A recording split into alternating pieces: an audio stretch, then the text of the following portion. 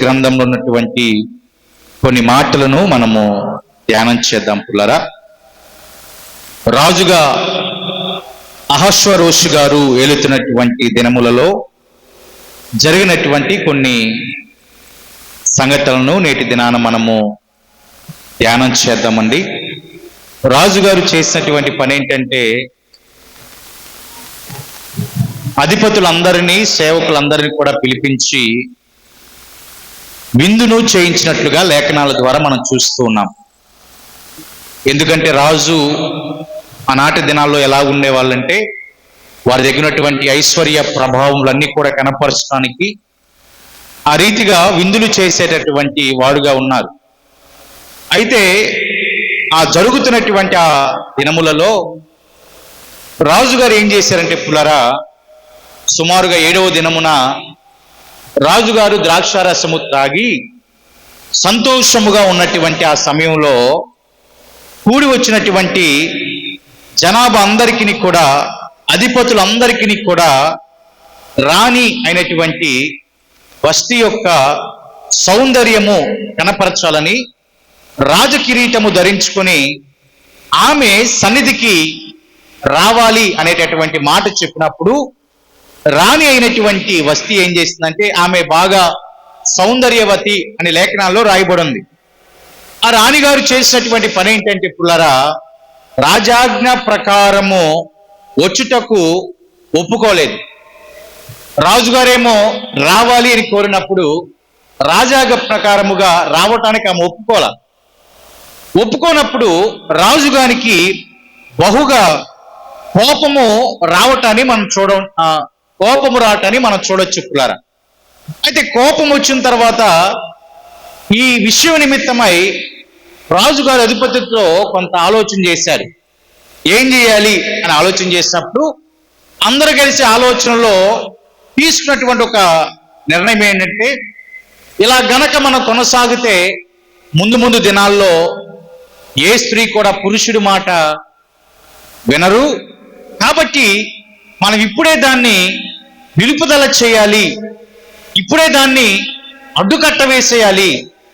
ఏ కుటుంబంలో కూడా స్త్రీ అధికారము చలాయించడానికి లేదు, పురుషుడు మాత్రమే అధికారాన్ని చలాయించాలి అనే ఒక ఆజ్ఞ తీసుకుని రావాలి అని ఆలోచించి, ఆ ఆజ్ఞ ప్రకారముగా వారు నచ్చినట్లుగా ఆ మొదటి అధ్యాయము చివరి వచనాల్లో మనం చూడొచ్చు. 22వ వచనం రాయబడిన మాట ఏంటంటే, ప్రతి పురుషుడు తన ఇంటిలో అధికారిగా నుండవలెననియు. చూడండి పిల్లారా, ప్రతి పురుషుడు కూడా ఇంటిలో అధికారిగా ఉండాలి.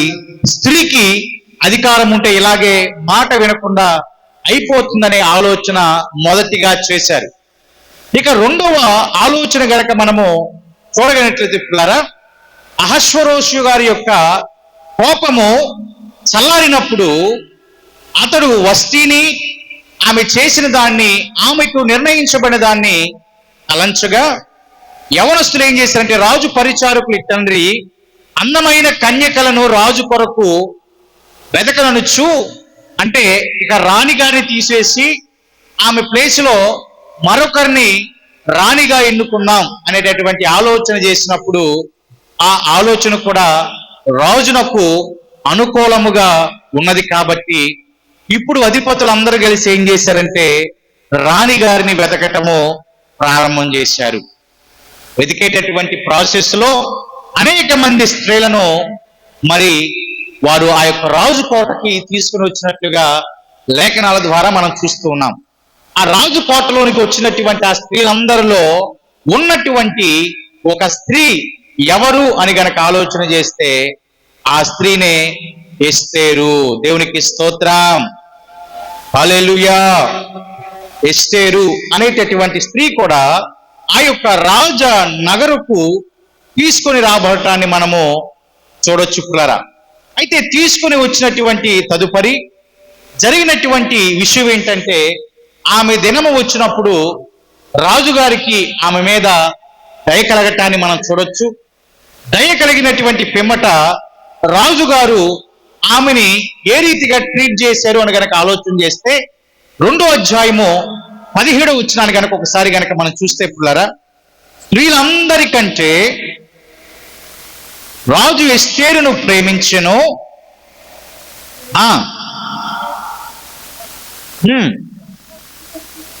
పొందెను, రాజ్య కిరీటము ఉంచి వస్తికి బదులుగా, దేవునికి స్తోత్రం కలుగును గాక, వస్తికి బదులుగా రాణిగా నియమించాడు. ఇదంతా కూడా మనకు తెలిసిందే పుల్లారా. కానీ ఇక రాణి అయిపోయింది. రాజ్యములో రాణి స్థానములో ఆ స్త్రీ ఉండటాన్ని మనం చూస్తూ ఉన్నాం. వస్తీకి బదులుగా ఈమె రాణిగా అయిపోయింది పుల్లారా. అయిపోయినటువంటి తదుపరి జరిగినటువంటి కొన్ని సంఘటనలు మనం చూద్దాం. అయిపోయిన తర్వాత రాణిగా నియమించబడినటువంటి తదుపరి, రాణిగా అయినటువంటి తదుపరి రాజ్యములో చాలా మార్పులు వచ్చేసాయండి. రాజ్యములో చాలా మార్పులు వచ్చేసాయి. ఆ మార్పులు వచ్చినప్పుడు మొర్దెకై రాణిగారితో అనగా ఎస్తేరు గారితో ఒక మాట మాట్లాడాడు. మార్పులు జరిగినటువంటి తదుపరి మొర్దెకై ఏం చేశాడంటే ఆ రాణిగారితో ఒక మాట మాట్లాడతాన్ని మనం చూడొచ్చు పుల్లారా. ఆ మాటను ఒకసారి మనము చదువుదాం. ఆ మాటను కనుక ఒకసారి మనం చూస్తే లేఖనాల నుంచి 4వ అధ్యాయము 13వ వచనాన్ని చదువుదాం. ఆ రాజ్యంలో వచ్చినటువంటి మార్పును బట్టి మొర్దెకై అంటే ఆ యొక్క ఎస్తేరు పెంచుకున్నటువంటి తండ్రిగా ఉన్నాడు కాబట్టి ఆమెతో చెప్పినటువంటి మాటను గనక మనం చూస్తే, రాజనగరిలో ఉన్నంత మాత్రము చేత యూదులందరికంటే నీవు తప్పించుకొందువని నీ మనస్సులో నీవు తలంచుకొనవద్దు. నీవు ఈ సమయమందు మౌనముగా ఉన్న ఎడల యూదులకు సహాయమును విడుదయు మరి ఒక దిక్కు నుండి వచ్చును గాని నీవును నశించుదురు. నీవు ఈ సమయమును బట్టి రాజ్యమునకు వచ్చితివేమో. దేవునికి స్తోత్రం. ఈ మాటని బేస్ చేసుకొని కొన్ని శ్రేష్టమైనటువంటి మాటలు మనము ధ్యానం చేద్దామని. మొర్దెకై చెప్పినటువంటి మాట ఏంటంటే రాణిగారితో, ఈ సమయం వచ్చింది, రాజనగరులో నేనున్నాను, నేను ఎలాగైనా తప్పించుకుంటానేమో అనే ఆలోచన నీ మనసులో నువ్వు తలంచుకొనవద్దు. ఈ సమయమందు నువ్వు ఏమి చేయక మౌనంగా ఉన్నా, ఏ సహాయము చేయకుండా మౌనంగా ఉన్నా, మాకు విడుదల అనగా యూదులకు విడుదల దేవాతి దేవుడు మరి ఒక దిక్కు నుండి పంపిస్తాడు. ఆమేన్. ఈ ఆపత్కాల సమయంలో దేవుడు నీవు మాట్లాడక మౌనంగా ఉన్నా, నేను తప్పించుకుంటానులే అనే ఆలోచనతో ఉన్నా, దేవుడు ఏ దిక్కు నుంచి అయినా ఏం చేస్తాడు? సహాయాన్ని ఇస్తాడు.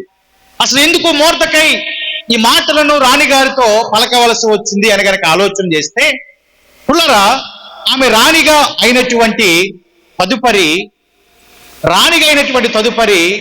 ఈమె రాణిగా అవ్వకముందు ఎలాగైతే మొర్దెకై మాటలను తూచా తప్పకుండా పాటిస్తూ ఉందో, రాణిగా అయిన తదుపరి కూడా ఆమె మొర్దెకై మాటలు అన్నిటి ప్రకారముగా నడిచినటువంటి బిడ్డగా ఆమె ఉండటాన్ని మనము లేఖనాల ద్వారా మనం చూడొచ్చు పుల్లారా. 2వ అధ్యాయము 20వ వచనాన్ని ఒకసారి చూద్దాం.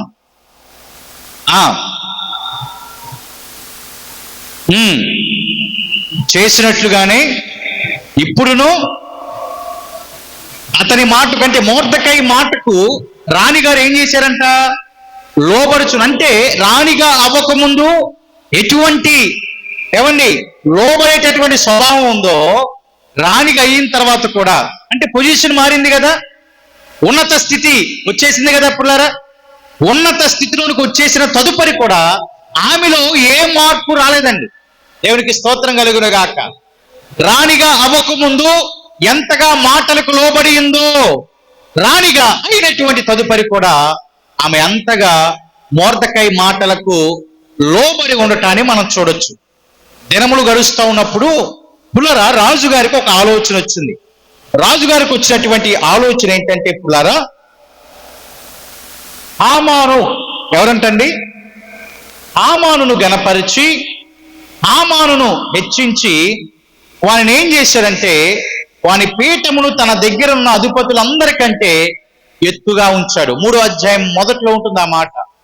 అతన్ని గణపరిచి అతన్ని హెచ్చించి అప్పటి వరకు ఉన్నటువంటి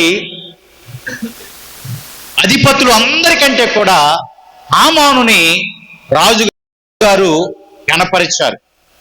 హామానుని ఏం చేశారంటే పుల్లారా, గణపరిచారు. ఉన్నటువంటి అధిపతులందరికంటే కూడా ఇప్పుడు వచ్చిన ఈ మనుషుణ్ణి రాజుగారు ఏం చేశారంటే పుల్లారా, గణపరిచారు. ఇంకా రాజగుమ్మము దగ్గరున్నటువంటి రాజసేవకులందరూ కూడా రాజ ఆజ్ఞ ఏంటంటే మోకాలుని హామానుకి నమస్కరించాలి. ఎందుకంటే అధిపతులందరికంటే కూడా ఇతన్ని హెచ్చుగా గణపరిచారు కాబట్టి ఇప్పుడు రాజు తర్వాత స్థానం ఎవరికి వచ్చేసిందంటే హామానుకు వచ్చింది. ఇక రాజు నగరంలో ఉన్నటువంటి వారందరూ కూడా ఇతని యొద్దకు వచ్చి మోకాళ్ళు ఉనాలి, అతనికి నమస్కారము చేయాలి. యూదుల యొక్క ఆలోచన ఏంటంటే వారు ఎవరికి కూడా మోకాలుని నమస్కారము చేయరు. దేవునికి స్తోత్రం, హల్లెలూయా. ఎవ్వరు కూడా అలాగా చేయనటువంటి పరిస్థితి రాజనగర్లో ఉన్న వాళ్ళందరూ కూడా చేస్తున్నారు. కానీ మొర్దెకై వంగకయు నమస్కారము చేయకయు ఉండగా ఇక రాజు దగ్గర ఉన్నటువంటి సేవకులు ఉంటారు కదా పిల్లారా, వారు హామానుకి వర్తమానం ఇచ్చారు. అయ్యా, అందరూ చేస్తున్నారు కానీ ఈ మొర్దెకై మాత్రము నీకు నమస్కారం ఏమాత్రం కూడా చేయట్లేదు. అక్కడ రాయబడిన మాట కనుక చూస్తే ఏలయనగా అతడు నేను యూదులను గనక ఆ పని చేయజాలని వారితో చెప్పి, అది విన్నప్పుడు హామానుకి చాలా కోపం వచ్చిందండి. హామానుకి చాలా కోపం వచ్చి హామాను ఆలోచించినటువంటి ఒక విషయం ఏంటంటే అతని మీద మొర్దెకై మీద బహుగా కోపించి మొర్దెకై ప్రాణము తీట చాలా స్వల్పమైన విషయము అనుకున్నాడు. నాకు నమస్కరించకుండా ఉన్నటువంటి ఆ యొక్క మొర్దెకై ప్రాణము తీట నాకు స్వల్ప విషయం, కానీ నేను అలాగే చేయను, నేనేం చేస్తాను అని అతను అనుకున్నాడంటే పుల్లారా, చూడండి ఇక్కడ మొర్దెకై యొక్క జనులు ఎవరైనది ఇది తెలుసుకొని అహష్వేరోషు యొక్క రాజ్యం అంతటి యందు మొర్దెకై స్వజనులకు యూదులందరినీ సంహరించుటకు ఆలోచన చేశాడు, దుష్టాలోచన చేశాడు. ఇప్పుడు సమస్య ఎవరి దగ్గర వచ్చిందంటే మొర్దెకై దగ్గర వచ్చింది సమస్య. ఎవరికి? హామానుకి. కానీ హామాను ఎలాంటి ఆలోచన చేశారంటే మొర్దెకై చంపుడు చాలా స్వల్ప విషయము, సమస్య ఎక్కడ వస్తే దాన్ని పరిష్కరించుకోవాలి. కానీ పుల్లారా, సమస్యని పరిష్కరించాల్సింది పోయి హామాను ఇంకా సమస్యని పెద్దదిగా చేయాలని చూస్తున్నాడు. అక్కడ ఇతని కాదు టార్గెట్, ఇతను కాదు, అతని స్వజనులు ఎవరో తెలుసుకొని ఆ స్వజనులందరినీ కూడా సంహరించే విధముగా రాజాజ్ఞ తీసుకుని రావాలని హామాను ప్రయత్నించినట్లుగా లేఖనాల ద్వారా మనం చూస్తూ ఉన్నాం. ఆ రీతిగానే జరిగింది. రాజు దగ్గర నుంచి ఆజ్ఞను తీసుకొచ్చాడు, యూదులందరినీ కూడా సంహరించాలి అనేటటువంటి ఆజ్ఞను హామాను సాధించుకొని తీసుకొచ్చాడు. సమస్య ఎక్కడ మొదలైందండి? హామానుకి మొర్దెకై దగ్గర. యూదులుగా వారు నమస్కరించరు కాబట్టి ఇతని చంపటం చిన్న విషయం అనుకున్నటువంటి ఆ యొక్క హామాను గారు ఏం చేశారంటే మొత్తము స్వజనులకే ఆ ప్రాబ్లంని తీసుకొచ్చేటటువంటి ఒక ఆజ్ఞని ఇచ్చినట్లుగా లేఖనాల ద్వారా మనం చూస్తున్నాం. ఈ ఆజ్ఞ ఎప్పుడైతే వచ్చిందో రాజుగారి దగ్గర నుంచి యూదులందరినీ కూడా బాధ పెట్టాలని, హింసించాలని, ఈ యూదులందరూ కూడా సపరేట్ గా ఉన్నారని వారు చెప్పినటువంటి మాట ఏంటంటే పిల్లారా, హామాను రాజుతో ఏమని చెప్పారంటే పిల్లారా, 8వ వచనము చివరి మాట గనక మనం చూస్తే వారి విధులు సకల జనుల విధులకు వేరుగా ఉన్నవి, రాజు యొక్క ఆజ్ఞలు గైకొన్న వారు చూడండి ఏమని చెప్తున్నాడు, వారి విధులు సకల విధులకు ఎలాగున్నాయంట, వేరుగా. అంటే దేవుణ్ణి ప్రేమించినటువంటి వారి విధులు, దేవుణ్ణి సొంత రక్షకుడిగా అంగీకరించినటువంటి వారి విధులు సకల జనులకు ఎలాగుంటాయంట అప్పులారా, వేరుగానే ఉంటాయి. ఆమేన్. అంటే లోకంలో జీవించేటటువంటి వారి విధులకు వీరి విధులకు తేడా ఉంటే ఏమన్నా ఇంకేమైనా ప్రయోజనం ఉందంటారా? ఏమీ లేదు. మన అదే మాట్లాడారు ఇక్కడ. వారి విధులు ఏంటో సపరేట్ గా ఉన్నాయి, వారి పద్ధతులు ఏంటో సపరేట్ గా ఉన్నాయి, వారి విధానాలు ఏంటో సపరేట్ గా ఉన్నాయి. ఏంటో వారంతా కూడా ఒక విచిత్రంగా ప్రవర్తిస్తూ ఉన్నారు అని రాజుగారికి హామాను చెప్పడం ప్రారంభం చేశాడు. ఇక్కడ మనం అర్థం చేసుకోవాల్సినటువంటి ఒక విషయాన్ని గనక మనము చూడగలిగినట్లయితే పిల్లారా, దీన్ని బట్టి మనకు అర్థమవుతున్న మాట ఏంటంటే, ప్రభువుని సొంత రక్షకుడిగా అంగీకరించినటువంటి వారి పద్ధతులు వేరుగానే ఉండాలి. ఆమేన్. లోకంలో ఉండేటటువంటి వారి పద్ధతులతో మన పద్ధతులు ఒకేలాగుంటే ఇక రక్షణ పొందిన విలువ ఏమాత్రం ఉండదు పుల్లారా. లోకానుసారమైన పద్ధతులు ఇంకా మనలో కనబడతా ఉంటే ఇక రక్షణకు ఏమాత్రము మనము విలువ ఇవ్వనటువంటి వారిగా ఉంటారు. కాబట్టి మన పద్ధతులు, మన విధి విధానాలు, మన ప్రవర్తన అంతా కూడా లోకములో ఉండేటటువంటి వారికి వేరుగానే ఉండాల్సిన అవసరం ఉందండి. ఆమేన్. ఉండాలా? మళ్ళా వారి వల్లనే మనం ఉండాలా? వేరుగానే. అది హామాను గమనించాడు అక్కడ. అయ్యా వీరి పద్ధతులు అంటే విచిత్రంగా ఉన్నాయి. మాట్లాడితే దేవుడు అంటున్నాడు, ఎవరికి మొక్కమంటున్నారు, దేవునికి మాత్రమే మొక్కుతాం అంటున్నారు, దేవునికి మాత్రమే ప్రార్థన చేస్తామంటున్నారు, దేవునికి మాత్రమే సాష్టాంగ నమస్కారం చెయ్యాలి, ఎవరికి చేయమన్నారయ్యా? వీరి పద్ధతులు ఏంటో వ్యతిరేకంగా ఉన్నాయి, విరుద్ధంగా ఉన్నాయి, వేరుగా ఉన్నాయి. రాజు యొక్క ఆజ్ఞలను పాటించట్లేదు. ఎందుకంటే ఆ రాజును నియమించిన రాజు ఆజ్ఞలే మనం పాటించాలి. దేవునికి స్తోత్రం. ఎవరి ఆజ్ఞలు మనకి ప్రాముఖ్యమండి? దేవుని ఆజ్ఞలే మనకు ప్రాముఖ్యం. అది గమనించిన ఆయన మొత్తానికి ఆజ్ఞను తీసుకొచ్చాడు. ఇక ఎలాగైనా యూదులను ఇబ్బంది పాలు చేయాలి, యూదులను చంపాలి, అనేటటువంటి నిర్మూలన చేయాలి అనే ఆలోచన వచ్చినప్పుడు ఈ ఆలోచన అంతా ఎవరికి తెలిసిందంటే మొర్దెకైకి తెలిసింది.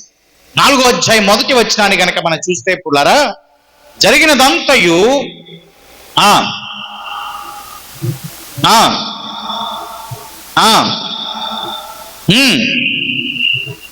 బయలు వెళ్ళి మహాశోకముతో, చూడండి పిల్లలు, మహాశోకముతో ఏం చేశారంట? తన జనాభా నా ద్వారా నశిస్తున్నారనే మాట వినగానే మొర్దెకై చేసినటువంటి పని ఏంటంటే, గోనె బట్టలు వేసుకుని బూడిద పోసుకొని పట్టణము మధ్యకు బయలు వెళ్ళి మహాశోకముతో రోదన చేశాడు. మహాశోకముతో ఏడుస్తున్నటువంటి స్థితిగతులలో రోదన చేస్తూ ఉంటున్నప్పుడు వారిద్దరి మధ్య, అనగా అప్పుడు మొర్దెకైకి ఈ యొక్క ఎస్తేరుకి మధ్య కొంత సంభాషణ ప్రారంభమైనట్లుగా మనం చూస్తున్నాం. మొర్దెకై ఆ యొక్క మొత్తము ఏదైతే ఆజ్ఞ వచ్చిందో అదంతా కూడా రాణి యొద్దకు చేర్చి, అయ్యమ్మా ఇలాగ ఆజ్ఞ వచ్చింది, ఇలాగ రాజు దగ్గర నుంచి ఆజ్ఞ వచ్చింది, ఏం చేయాలి ఇప్పుడు? ఎలాగైనా నీవు తప్పించాలి, రాణి స్థానంలో ఉన్నావు, నీవు తప్పించాలి, ఎలాగైనా మన జనులకు ప్రమాదము రాకుండా నీవే చేయాలి అని అన్నప్పుడు రాణి గారు చెప్పినటువంటి సమాధానాన్ని గనక మనం చూస్తే పుల్లారా, 4వ అధ్యాయం 10వ వచనంలో, పిలువబడక పురుషుడే గాని స్త్రీయే గాని రాజు యొక్క అంతర్గృహమున ప్రవేశించనేలా, అనగా దాని అర్థం ఏంటంటే రాజు పిలవకుండా ఎవరు కూడా రాజు యొక్క అంతర్గృహంలోనికి వెళ్ళటానికి అవకాశము లేదు. రాణిగారు చెప్పినటువంటి సమాధానం ఏంటంటే, నేటికి 30 దినముల నుండి రాజు నొద్దకు ప్రవేశించుటకు నేను పిలవబడలేదు. 30 దినములైంది, నేను పిలవబడలా.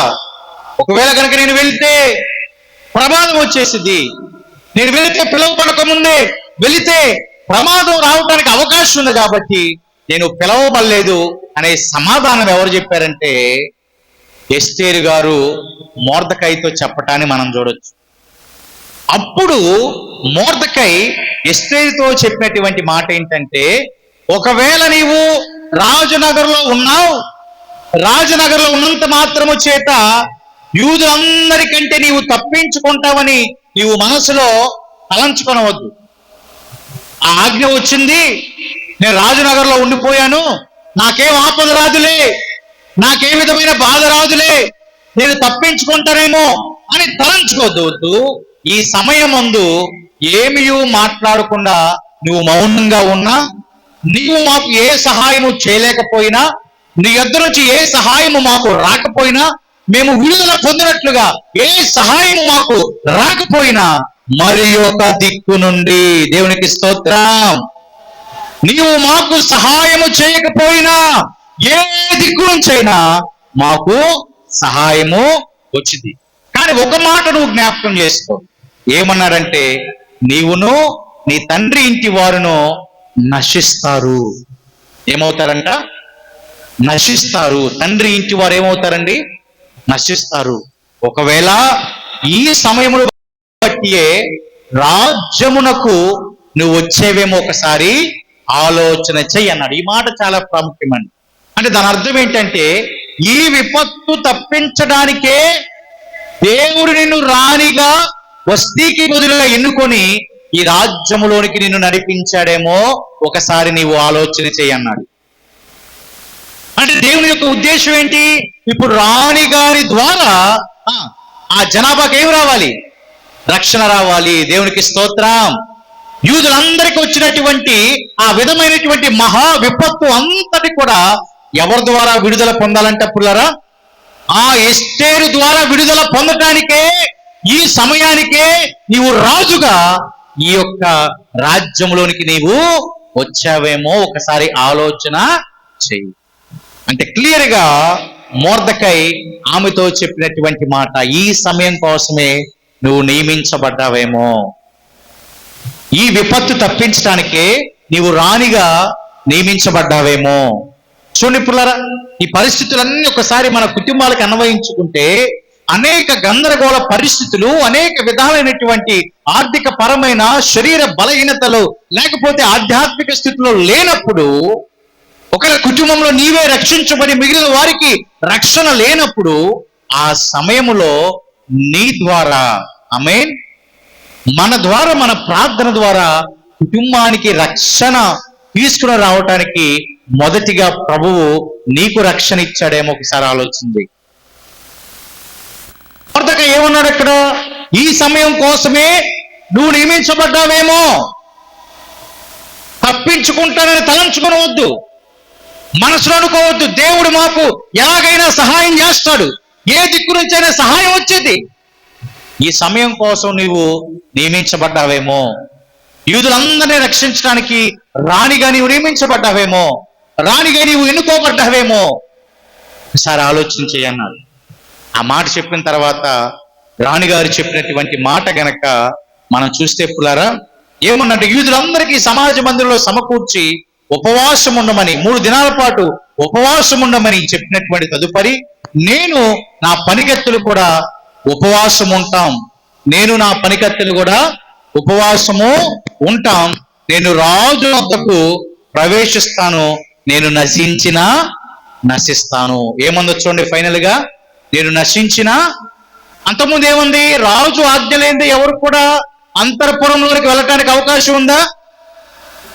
దేవునికి స్తోత్రం. ఇప్పుడు ఏ మాట ఉంది? నేను నశించినా, నేను నశించినా. చూడండి ఎంత కమిట్మెంట్ తో ఆ మాట ఉందో చూడండి. ఇప్పుడు అలా, నేను నశించినా నశిస్తాను, కానీ నా జనులకు ఏమాత్రము కూడా నాశనాన్ని తీసుకొని రాను. దేవునికి స్తోత్రం. ఎంత భారముతో, ఎంత బాధ్యతతో రాణిగారు ఈ మాట చెప్పాడో ఒకసారి ఆలోచన చేయండి పుల్లారా. అంటే జనుల రక్షణ కోసము, జనులకు వచ్చినటువంటి ఆపద అంతా కూడా మరి తీసివేసేటటువంటి విధానంలో రాణిగారు తీసుకున్న ఒక గొప్ప నిర్ణయం ఏంటంటే, నేను నశించినా నశిస్తా, నా జనులు నశించడానికి అవకాశము, ఏమైనా అవకాశం ఉందంటారా? నేను నశిస్తానేమో, నా జనులు నశించడానికి అవకాశము, ఇలాంటి భారము, ఇలాంటి కమిట్మెంట్ నేటి క్రైస్తవులలో ఉండాలండి. నేటి క్రైస్తవుల్లో ఖచ్చితంగా ఉండాలి పిల్లరా. ఇలాంటి కమిట్మెంట్ ఉండాలి. నేను నా మీద ప్రభువు వారు పెట్టినటువంటి బాధ్యత నేను నిర్వర్తిస్తున్నానా లేదా? ఒకవేళ నీవు దీనికోసమే నియమించబడ్డావని మొర్దెకై చెప్పిన మాటని ఆధారంగా చేసుకుని నీ కుటుంబంలో అందరికంటే ముందుగా నిన్ను రక్షణలోనికి నడిపించిన విధానం ఏంటంటే, వారు నశించడానికి అవకాశము లేకుండా నీ ద్వారా కుటుంబానికి రక్షణ, బంధువులకు రక్షణ, ఇరుగు పొరుగు వారికి రక్షణ కలగచేయడానికి ప్రభు ముందుగా నిన్ను నియమించాడేమో ఒకసారి మనం ఆలోచన చేయాలండి. అందుకే ప్రసంగి గ్రంథంలో ఒక మాట రాయబడి ఉంది పిల్లరా. 9వ అధ్యాయాన్ని గనక మనం చూస్తే 9వ అధ్యాయం 10వ వచనాన్ని ఒకసారి మనం చదువుదాం. 9వ అధ్యాయం 10వ వచనం, చేయుటకు చేతికి వచ్చిన ఏ పనైనను దేవునికి స్తోత్రం కలుగును గాక. నీ శక్తి లోపములే, మన శక్తి లోపము లేకుండా మనం చేయాలంటే చేతికి వచ్చిన ఏ పనైనా పిల్లరా, మనము అలా గనక కొనసాగితే అనేక మంది మన మీద దయ చూపిస్తారండి. ఇప్పుడు రాజుగారికి ఎస్తేరు గారి మీద దయ కలిగిందా లేదా? కలిగింది కదా పిల్లరా. అంత మాత్రమే కాదు పిల్లరా, ఎవరైతే స్త్రీలను తీసుకొచ్చిన తర్వాత ఆ స్త్రీలందరి మీద రాజుగారు ఒక మనుషుణ్ణి అధిపతిగా నియమించడాన్ని మనం చూడొచ్చు. అధిపతి పేరేంటంటే హేగే. ఎవరంటే పిల్లరా? హేగే. హేగే కూడా ఎప్పుడైతే ఎస్తేరును చూశాడో 2వ అధ్యాయం 9వ వచనం చూడండి ఆ మాట. ఇంపైనది గనక అదిగో హేగే దయ కూడా పొందింది ఎస్తేరు గారు. అంటే మన చేతికి వచ్చినటువంటి పని గనక మనము చేయటానికి సిద్ధంగా ఉన్నట్లయితే అనేక మంది మన మీద దయ చూపించేటటువంటి వారిగా అవుతారండి. పరిస్థితులన్నీ ఒకటిగా దూరం అయిపోతూ ఉంటాయి.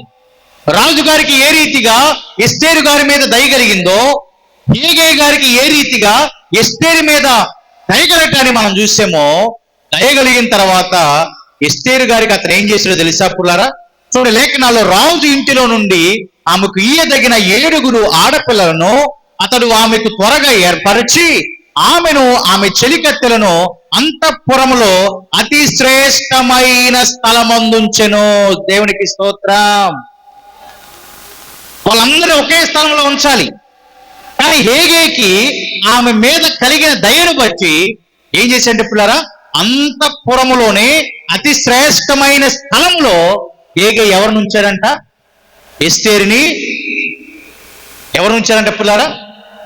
ఇందును బట్టి, దయ కలగటాన్ని బట్టి, చేయుటకు మన చేతికి వచ్చినటువంటి ఏ పనైనా మనం చేస్తూ ఉంటే అధికారులు మన మీద దయ చూపించేవారు ఉంటారు, ఇరుగు పొరుగు వారు మన మీద దయ చూపించేవారుగా ఉంటారు, రక్త సంబంధులే మన మీద దయ చూపించేటటువంటి వారుగా ఉంటారు. తద్వారా మనం ఏమవుతూ ఉంటే పిల్లారా, అతి శ్రేష్టమైన ఆశీర్వాదాలను మనం చూస్తామండి. అతి శ్రేష్టమైన ఫలములను మనం చూస్తాం పిల్లరా. నీ చేతికి వచ్చిన నీ పనిని గనక నీవు మంచిగా కొనసాగిస్తే, ప్రభువారు అప్పగించబడినటువంటి పనిని నీవు కొనసాగిస్తే, ఈ సమయం కోసమే, ఈ సందర్భము కోసమే, కుటుంబ బిడ్డల రక్షణ కోసమే ప్రభువారు మొదటిగా నీ కుటుంబములో నిన్ను రక్షణ వైపుకు నడిపిస్తే, అటువంటి పనులలో నువ్వు నడిస్తే, కొనసాగితే అనేక మందికి నీ మీద దయ కలగజేసేటట్లు ప్రభు చేస్తాడు. తద్వారా ఉన్నత శ్రేష్టమైన ఆశీర్వాదాలను ప్రభు మనకు అనుగ్రహిస్తారండి. ఎప్పుడు చేతికి వచ్చినా ఏ పనైనా శక్తి వంచన లేకుండా, ఇప్పుడు ఏ పని వచ్చింది మన చేతికి? ఎస్తేరు గారి చేతికి ఏ పని వచ్చింది పిల్లారా? తన జనులను రక్షించాలనే పని వచ్చింది. ఏమన్నా మొహమాట పడిందా? లేదు నేను రానైపోయినని ప్రవర్తన ఏమైనా మార్చుకుందా?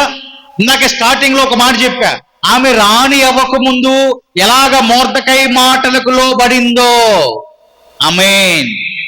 రాణి అయిన తదుపరి కూడా మొర్దెకై మాటలకు లోబడింది. లోబడటం చాలా ప్రాముఖ్యమండి. మన స్టేటస్ను బట్టి లోబడే విధానంలో మార్పు ఉండకూడదు. నీవు కోటీశ్వరుడైనా దైవజనుడికి ఏం చేయాలంట? దేవునికి దైవజనుడికి ఏమవ్వాలండి? లోబడాల్సింది. దేవునికి స్తోత్రం కలుగును కాక. ఎన్ని ఆస్తిపాస్తులున్నా దేవునికి దైవజనుడికి లోబడాల్సిందే. వయసుతో సంబంధం ఉందా? రంగుతో సంబంధం ఉందా? ఆస్తిపాస్తుతో సంబంధం ఉందా? తండ్రి పాస్టర్ గారికి ఆస్తి ఉంది, ఏం లేదు, ఆయనకి మనం లోబడేది ఏంది అనుకుంటారండి? లేదు.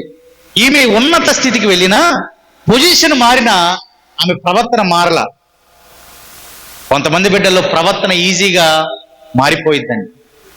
ప్రత్యేకంగా అప్పటి వరకు లేమి స్థితిలో ఉన్న ఒకేసారి ఆశీర్వాదాన్ని పొందినప్పుడు వారు ఎవరో, ఎదుటివారు ఎవరో తెలియనట్లుగా వారి యొక్క ప్రవర్తన ఉండిద్ది. ఎదుటివారు ఎవరో తెలియనట్లుగా వారి యొక్క బిహేవియర్ ఉంటుంది. కానీ రాణిగారిలో అవ్వకముందు ఒకే ప్రవర్తన, అవిన తర్వాత ఒకే ప్రవర్తన. కమిట్మెంట్ తీసుకుంది, నేను నశిస్తాను, నా జనులకు నాశనాన్ని నేను తీసుకురాను. ఎందుకంటే చేతికి వచ్చింది ఆ పని. ఆమె చేతికి వచ్చేసి ఇప్పుడు ఆ బాలంతా కూడా బంతి ఎవరి దగ్గర ఉంది? రాణి చేతిలో ఉంది. ఆ రాణిగారు ఏదో ఒక్క మాట రాజుకు చెప్పిస్తే, రాజు ద్వారా చెప్పిస్తే ఆజ్ఞ అంతా కూడా మరలా ఏమైపోయిందంటే మారిపోతుంది. కాబట్టి మార్చేటట్లుగా దేవుడు చేస్తాడు. కాబట్టి చేతికి వచ్చిన ఆ పని శక్తి వంచన లేకుండా రాణిగారు చేయటానికి ప్రయాసపడింది. తను నశించడానికి ఇష్టపడి మరి ఏం చేసిందంటే పిల్లరా, ప్రయాసపడింది. చూడండి పిల్లరా, అటువంటి కమిట్మెంట్తో మనము కొనసాగాలి. పౌలు గారిని కూడా దేవాదేవుడు అలాగే ఎన్నుకున్నాడు. లేఖనాల్లో గనక చూస్తే అపోస్తుల కార్యగ్రంథాలు ఒకసారి గనక మనం చదవగలిగినట్లయితే 9వ అధ్యాయము 15వ వచనాన్ని ఒకసారి మనం చూద్దామండి. 9వ అధ్యాయం 15వ వచనాన్ని ఒకసారి మనం చదువుదాం. అందుకు ప్రభువు, నీవు వెళ్ళుము, అన్య జనుల ఎదుటను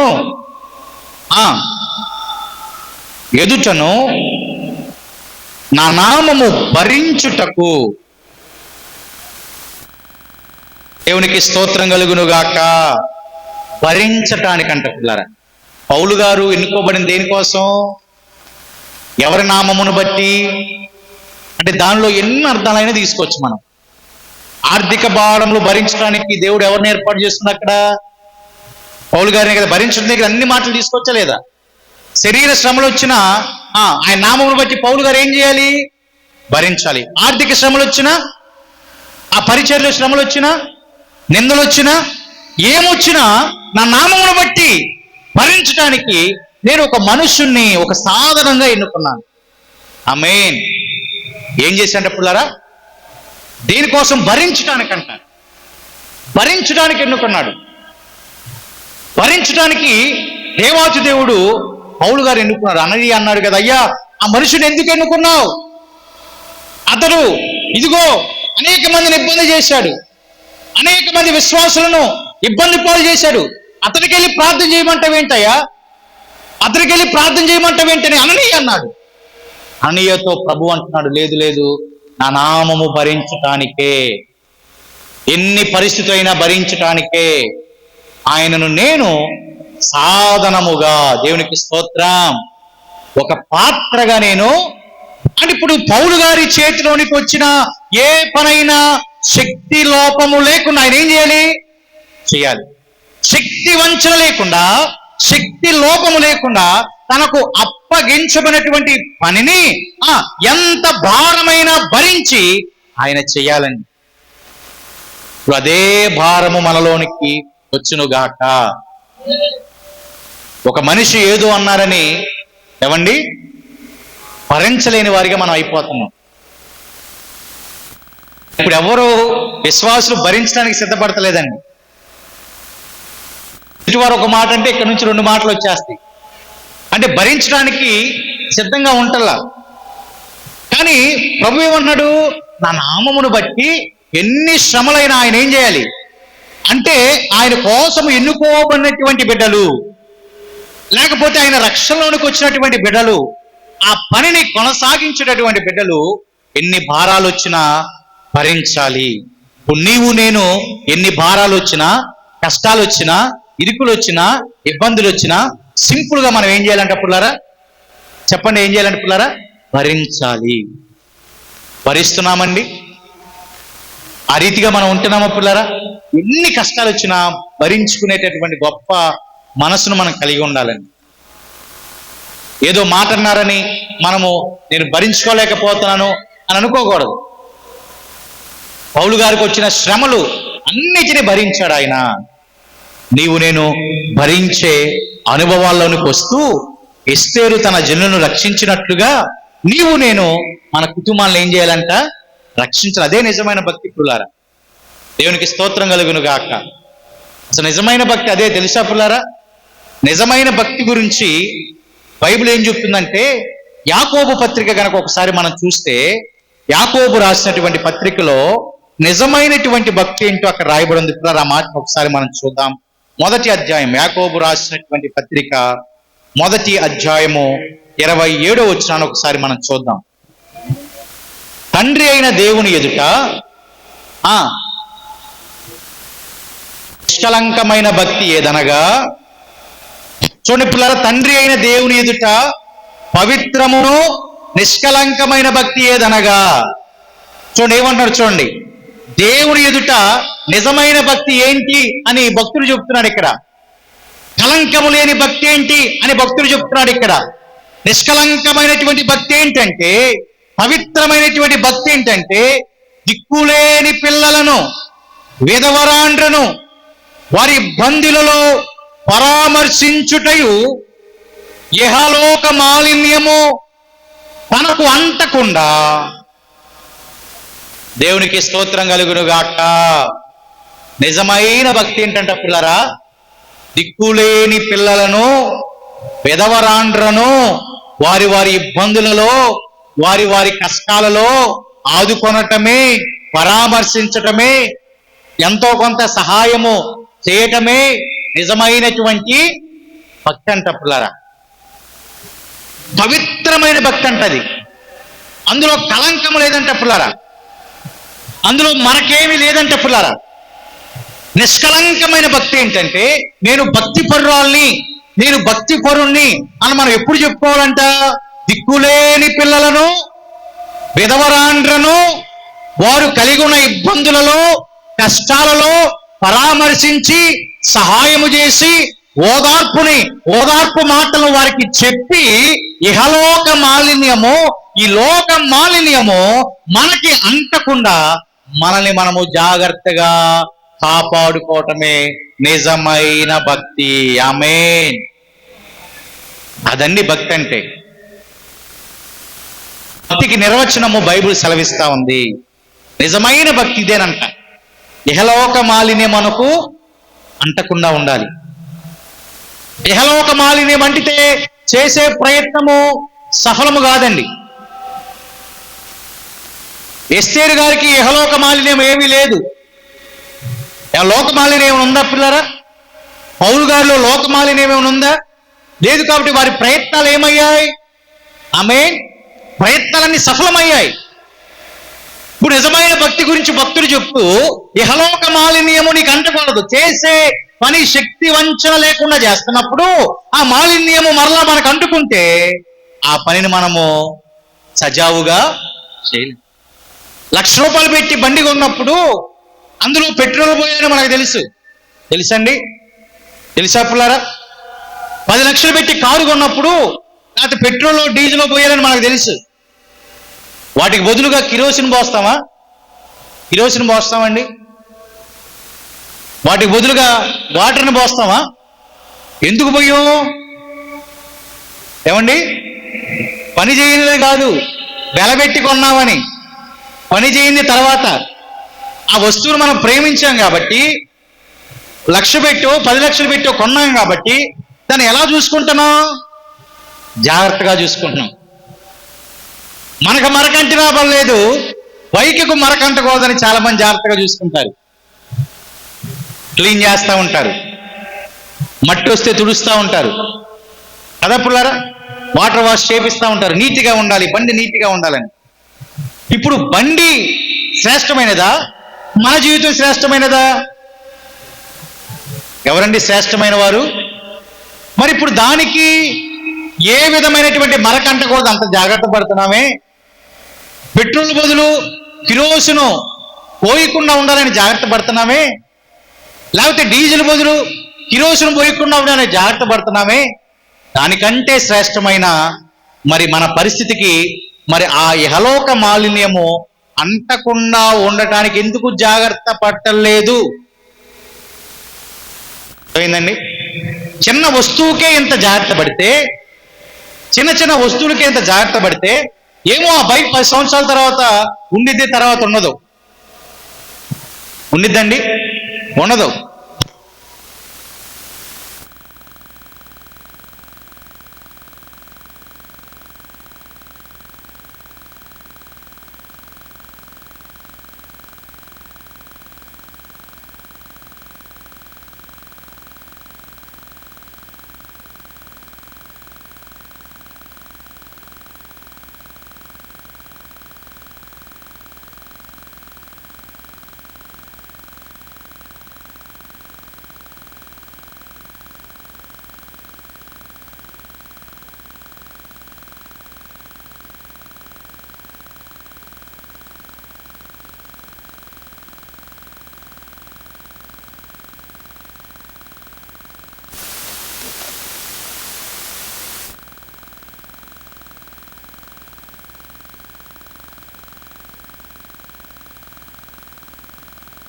ఏంటంటే పుల్లరా, అంత శ్రద్ధ మనం వస్తువుల విషయంలో తీసుకుంటా ఉన్నప్పుడు ఇహలోక మాలిన్యము అంటకుండా మనని మనము జాగ్రత్తగా చూసుకోవటమే నిజమైన భక్తి అని బైబిల్ గ్రంథం సెలవిస్తా ఉన్నప్పుడు, ఇహలోక మాలిన్యము కొన్ని పరిస్థితుల ద్వారా మనకు అంటినప్పుడు చేతికి వచ్చిన పనిని మనం చేయలేకపోతున్నామేమో ఒకసారి ఆలోచన చేయండి.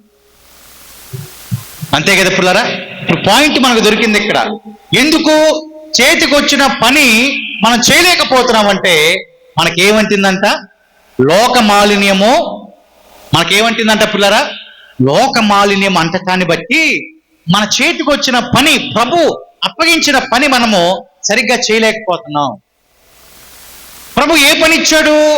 ఎస్తేరు గారికి తన స్వజలను రక్షించే పని ఇచ్చినప్పుడు ఆమెకేమి లోకమాలిన్యం అంటలేదు కాబట్టి, మొర్దెకైకి లోకమాలిన్యం అంటలేదు కాబట్టి, పౌలు గారికి లోకమాలిన్యం అంటలేదు కాబట్టి, వారికి అప్పగించబడిన పని, చేతికొచ్చిన పని వారు ఏం చేశారంటే చక్కగా శక్తి వంచన లేకుండా ఎంత శక్తి ఉంటే అంతగా వారు పని చేశారు. నీవు నేను ఎందుకు చేయలేకపోతున్నామంటే ప్రతి సందర్భంలో, సమయంలో మనకి మరక అంటుకుంటుంది. లోక మాలిన్యము, లోకస్తుల పనులు జోలికి నువ్వు వెళ్ళొద్దండి. ఆమాను ఇందాక అదే చెప్పాడు కదా, లేదో విచిత్రంగా ఉన్నారయ్యా, వారి విధులన్నీ కూడా ఎలాగున్నాయంట? రాజుగారికి ఏం చెప్పాడు? వారి విధులన్నీ వేరుగా ఉన్నాయి, వారి పద్ధతులన్నీ వేరుగా ఉన్నాయి. అంటే లోకస్తుల పద్ధతులు వారివి, లోకస్తుల విధులు వారివి కాదు. ఇప్పుడు లోకస్తులు లాగా మనము ప్రవర్తిస్తే, మనము కూడా ప్రవర్తనలో కొనసాగితే లోక మాలిన్యము చక్కగా మనకి శరీరం అంతా ఏమైపోయింది? అంటుకుంటుంది. శరీరము టాప్ టు బాటం ఇంకా ఆ పద్ధతులు పాటిస్తే మనకే అంటుకుంటుంది. అప్పుడు పనిని చేస్తామా పుల్లారా? శక్తి వంచన లేకుండా చేస్తామా? అప్పగించిన టార్గెట్ రీచ్ అవుతామా? ఏమండి, ఎంతైనా భరించాలని ప్రభు చెప్పాడు కదా, అప్పుడు భరించగలమా? లోకమాల్యం మనలో ఉంటే చిన్న మాట అయినా భరించలేమండి. ఉక్రోషం వచ్చేసింది బయటికి, ఏమండి, కోపం వచ్చేసింది బయటికి, ద్వేషం వచ్చేసింది బయటికి. ఎందుకంటే మాలిన్యము మన శరీరం నిండా అంటుకొని ఉంది. అది నిజమైన భక్తి పుల్లారా. మాలిన్యము లేకుండా చూసుకోవటమే భక్తికి నిర్వచనము. దిక్కులేని పిల్లలను, విధవరాండ్రను వాళ్ళని ఆదరించుటయే నిజమైన నా ప్రయాస కూడా అలాగుండాలండి. ప్రత్యేకంగా నా ప్రయాస కూడా అదే.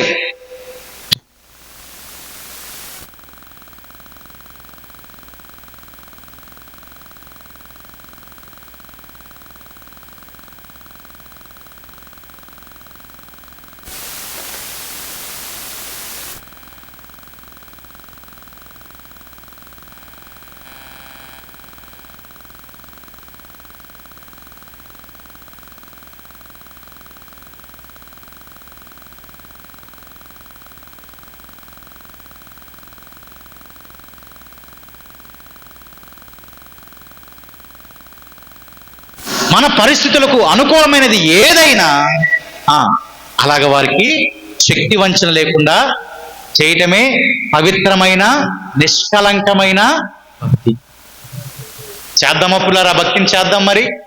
ఆమేన్. దిక్కులేని పిల్లలుంటే అలా చూసి వెళ్ళిపోతారండి? ఆదరిస్తారా? ఎదవరాళ్ళు ఉంటే ఆదరిస్తారా?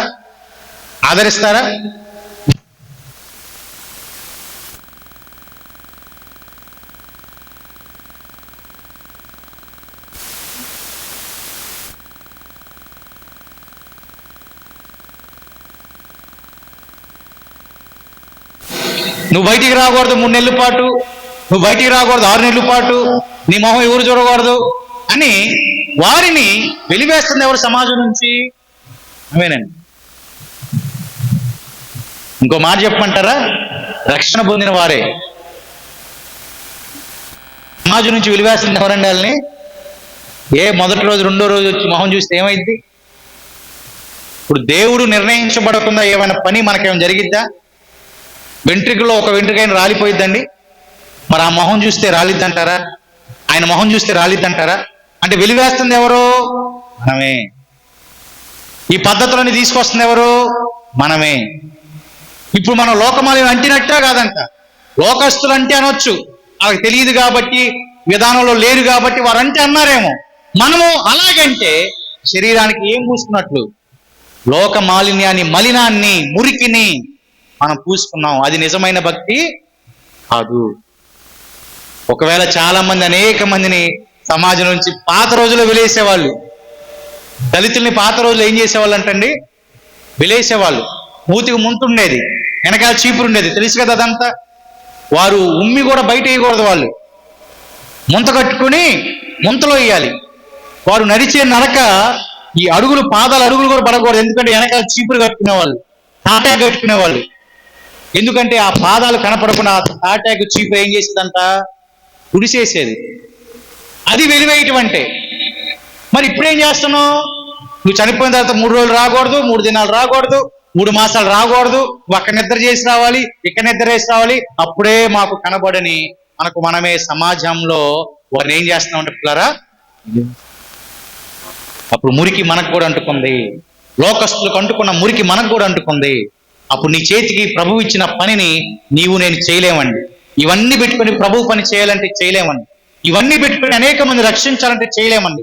ఏదో ఒకటే ఉండాలి. దాన్ని పక్కన పెట్టేసి ప్రభు పని చేయటానికి, కుటుంబాన్ని రక్షించడానికి, రక్త సంబంధం రక్షించడానికి ప్రభు మనం ఎన్నుకున్నాడు, ఏర్పరుచుకున్నాడు. కాబట్టి శక్తి వంచన లేకుండా ఎస్తేరు వలె మనము నడుచుదుముగాక, పౌలు వలె మనం నడుచుదుముగాక. నిజమైన భక్తితో పులారా మన నిరంతరము కూడా నడవాలని. మాలిన్యం అంటకుండా చూసుకుని పులారా, దిక్కులేని వాళ్ళు కనబడితే, విధవరాలు కనబడితే వారికి ఎంతో కొంత చేతనైనటువంటి సహాయాన్ని చేయడానికి మనము సిద్ధపరుచుకుందాం. అప్పుడు అనేక మందికి, ఇప్పుడు రాణి గారి మీద ఎలాగైతే రాజుగారికి దయ కలిగిందో, ఏగేకి ఎలాగైతే ఎస్తేరు మీద దయ కలిగిందో, అనేక మంది మనం చేస్తున్న ఈ పనులను చూసి అనేక మందికి మన మీద కూడా ఏం కలుగుతుందంట? దయ కలుగుతుందండి, కనికరం కలుగుతుందండి. అంతకంటే శ్రేష్టమైన దేవుని యొక్క కృపా కనికరములు మన మీద కలుగుతాయి. ఇంకా ఉన్నత ఆత్మీయ స్థితి జ్ఞానంలో మనము ఆ రీతిగా మనం ప్రయాసపడాలి, ఆ రీతిగా మనం ఎదగాలి. రాను దినాలు ఇంకా పరిచర్య ఇంకా విస్తరించబడాలి. ఆలోచనలు చాలా ఉన్నాయి పుల్లారా, ఆలోచనలు చాలా ఉన్నాయి. ప్యారిలిపాలో మీటింగ్స్ అంటే నూతన యెరూషలేము సమూయేలు గారు పెట్టిన మీటింగ్స్ కదా పుల్లారా. అంటే వేరే వాళ్ళని తక్కువ అంచనా చేసిన చూడలేదండి. ఆ రోజును జ్ఞాపకం చేసుకుంటే ఆ తాటాకు పందిరులు, ఆ వచ్చే దైవజనులు చుట్టూరు ప్రాంతాల నుంచి నడుచుకుంటా వచ్చేవాళ్ళు. ఇప్పుడు మన గ్రామంలో ఉన్న వాళ్ళే పక్కన సభ జరిగిన వెళ్ళటానికి ఇష్టపడతల్లా. ఈ గ్రౌండ్ కదండి మన పక్క గ్రౌండ్, నడుచుకుంటా వచ్చారు. తాటాకులు పందిరులు. గారు ఎప్పుడు అంటారు, పెద్దయ్య గారు వచ్చారయ్యా, చిన్నయ్య గారు వచ్చారయ్యా అని ఇసాక్ గారిని ఉద్దేశించి చెప్తారు కదా పుల్లారా. అయ్యా పెద్దయ్య గారు వచ్చారు, చిన్నయ్య గారు వచ్చారు, త్వరగా సిద్ధపడరండి అని. ఎన్నో అనుభవాలు పుల్లారా. ఎందుకంటే ఆనాటి భక్తులు వారిలో మాలిన్యాన్ని అంటకుండా చూస్తున్నారు. దాటిపోయినా దాటిపోవచ్చేమో కానీ వారి సాక్ష్యం మాత్రం ఎప్పటికీ దాటిపోదు. వారు మాలిన్యాన్ని అంటకుండా చూసుకున్నారు, మాలిన్యాన్ని అంటకుండా వారు నడిచారు, కొనసాగారని. కాబట్టి ఆ రీతిగా మనం ఎదగాలి, ఆ రీతిగా మనము కొనసాగేటటువంటి వారిగా ఉండాలి పిల్లలు. అతి భక్తిలో, నిజమైన భక్తిలో మనం కొనసాగాలి. చేతికి ఏ పని ఇచ్చినా ప్రభువారు, ఏ పని ఇచ్చినా, అది మందిర పరిచర్య అయినా లేకపోతే ఇంకా ఏ విధమైన పరిచర్య అయినా, ఒక బాత్రూమే క్లీన్ చేయాలనుకోండి పిల్లరా, బాత్రూమే క్లీన్ చేయాలనే పని వచ్చిందనుకో, నువ్వు దాన్ని చేయకుండా వెళ్ళిపోకూడదు. అర్థమైందండి? లేకపోతే ఊడ్చే పని నీకు వచ్చిందనుకో, ఏం చేయాలంట? చేయకుండా వెళ్ళిపోకూడదని నువ్వు. నేనేంటి, నా స్టేటస్ ఏంటి, నా విధానం ఏంటి అని అనుకోకూడదు. మనకంటే రాణి గారు, ఎస్తేరు గారు గొప్ప స్టేటస్లో ఉన్నారు. ఆమె మొత్తం మారిందా లేదా పరిస్థితి? ఆమె చిరికేస్తే చాలు, చాలా మంది వచ్చి ఆ పనులు చేస్తారు. స్టేటస్ మారిన ప్రవర్తన మారకూడదు, భక్తి మారకూడదు, ఏ విధమైనటువంటి దేవుని పద్ధతులు మనము మార్చకూడదు. నీ చేతికి ఏ పని వస్తే ఆ పని నువ్వు చేయాల్సిందే. రక్షించే పనిని ప్రభు మన చేతిలో ఉంచాడు కదా. మన కుటుంబాన్ని రక్షించే పని, బంధువులు రక్షించే పని, స్నేహితులను రక్షించే పని మనకిస్తే శక్తి వంచన లేకుండా నీవు చేయాలి. నిజమైన భక్తిలో, పవిత్ర భక్తిలో, నిష్కలంకమైన భక్తిలో పిల్లలను ఆదరిస్తూ, విధవరాండను ఆదరిస్తూ, లోక మాలిన్యం అంటకుండా మనం జాగ్రత్తగా చూసుకుంటూ ప్రతి పనిని చేస్తూ దైవజనునికి, దేవునికి ఎంత పొజిషన్ వచ్చినా లోబడుతూ ఆ మాటలు వింటూ నిన్ను నీవు జాగ్రత్తగా చేసుకుంటూ అనేక మందిని పరలోక రాజ్యానికి నడిపించే గొప్ప కృప, జ్ఞానము ప్రభు మనకు అనుగ్రహించును గాక. దేవుడి మాటలను దీవించును గాక. అందరూ మోకరిద్దామండి. ఎత్తబడినటువంటి మాటలను బట్టి ప్రార్థనాపూర్వకంగా ముందుకు మనం కొనసాగుదాం. ప్రార్థనాపూర్వకంగా ప్రభు శరీరమును, యవన రక్తమును మనం స్వీకరిద్దాం పిల్లరా. లోక మాలిన్యము మనకు అంటకుండా జాగ్రత్త పడుటయే నిజమైన భక్తి అని బైబిల్ మాట్లాడుతూ ఉంది. దిక్కులేని పిల్లలను, విధవరాండ్రను ఆదరించే నిజమైన భక్తి అని బైబిల్ మాట్లాడుతూ ఉంది. చేతికి వచ్చిన ఏ పనైనను నీవు శక్తి వంచన లేకుండా చేయాలని, అనేక విధాలైనటువంటి పరిస్థితులను భరించాలని లేఖనాలు మనతో మాట్లాడి ఉన్నాయి. ఆ పరిస్థితులన్నీ మనము భరించలాగున, ఆ స్థితిగతులన్నీ మనం భరించలాగున, పూర్వపు దినాల్లో నూతన యెరూషలేము సంఘములో దైవజనులు ఏ రీతిగా పరిచర్య చేశారో, ఏ రీతిగా లోక మాలిన్యం అంటకుండా వారిని వారు కాపాడుకుంటూ అనేక మందిని రక్షణ వైపులకు నడిపించారో ఒకసారి జ్ఞాపకం చేసుకునండి పుల్లారా. ఇహలోక మాలిన్యం మనకు అంటకుండా, ఇదిగో లోక మాలిన్యం మనకు అంటకుండా మనం జాగ్రత్తగా చూసుకుందాం. మనం జాగ్రత్తగా చూసుకుందాం. ఏక మనసుతో ప్రార్థనలో ముందుకు కొనసాగుదాం. అయోగ్యముగా ఎవరు ప్రభు శరీరమును, యవన రక్తము తీసుకోకూడదని లేఖనాలు మాట్లాడుతూ ఉన్నాయి. యోగ్యత కలిగి తీసుకోవాలని, ఆయన మరణమును ప్రచురించేటటువంటి వారిగా ఉండాలని లేఖనాలు మాట్లాడుతూ ఉన్నాయి. ఆ రీతిగా మనం ఉన్నామో లేదా, ఆ రీతిగా మనం ప్రవర్తిస్తున్నామో లేదా, ఒకవేళ పొజిషన్ వచ్చిన తర్వాత మన ప్రవర్తన మారుతుందేమో, పరిస్థితులన్నీ మనకు అనుకూలంగా అయిన తర్వాత ప్రవర్తన మార్చుకుంటున్నామేమో, ఉన్నత స్థితికి వచ్చిన తర్వాత ప్రవర్తనలో మార్పు వస్తుందేమో, ఎదుటివారు ఎవరో తెలియదు అన్నట్లుగా మనం నడుస్తున్నామేమో, ప్రవర్తిస్తున్నామేమో, ఒకసారి ఆలోచించేయండి. లేఖనాలు మాట్లాడుతూ ఉన్నాయి పుల్లరా, లేఖనాలు మాట్లాడుతూ ఉన్నాయి. అయోగ్యముగా ప్రభు యొక్క రొట్టెను ఆయన పాత్ర నుండి త్రాగకూడదని లేఖనాలు మాట్లాడుతున్నాయి. యోగ్యముగా మనమున్నామో లేదో, ఆయన మరణమును ప్రచురిస్తున్నామో లేదో, ఆయన సువార్తను అనేక మందికి దగ్గరగా చేస్తున్నామో లేదో ఒకసారి ఆలోచన చేసుకుంటూ ప్రార్థనాపూర్వకంగా ఈ ప్రభు బలలో ముందుకు మనం కొనసాగుదాం. యవన శరీరమును, ఆయన రక్తమును మనం స్వీకరిద్దాం. లేఖనాలు ఈ రీతిగా మాట్లాడుతూ ఉన్నాయి. నేను మీకు అప్పగించబడిన దాన్ని ప్రభు వలన పొంది తిని, ప్రభుని యేసు తాను అప్పగింపబడిన రాత్రి ఒక రొట్టెనెత్తుకొని కృతజ్ఞతాస్తుతులు చెల్లించి దానిని విరచి, ఇది మీ కొరకైన శరీరము, నన్ను జ్ఞాపకము చేసుకుంటకై దీన్ని చేయడని చెప్పెను. ఆ ప్రకారమే భోజనమైన పిమ్మట ఆయన పాత్రను ఎత్తుకొని, ఈ పాత్ర నా రక్తము వలన క్రొత్త నిబంధన, మీరు దీనిలోంది త్రాగునప్పుడల్లా నన్ను జ్ఞాపకము చేసుకుంటకై దీన్ని చేయడని చెప్పెను. అయోగ్యముగా కాకుండా యోగ్యకరమైనటువంటి రీతిలో ప్రభు యొక్క శరీరమును, ఆయన యవ్వన రక్తమును స్వీకరించడానికి ప్రార్థనాపూర్వకంగా మనం ముందుకు కొనసాగుదామండి. ఎవరు కూడా మౌనంగా ఉండకుండా ప్రార్థనలో ముందుకు కొనసాగుదాం. సిద్ధపడిన వారు మీరున్న స్థలములలో లేచి నిలబడినట్లయితే వేదకు ప్రభు శరీరము ఏమైనా రక్తము తీసుకురాబడతా ఉంది. కావున ప్రార్థనాపూర్వకముగా ఈ కార్యములో ముందుకు మనం కొనసాగుదామండి.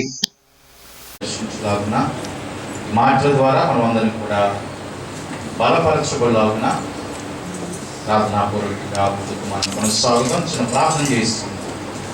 జీవాధిపతి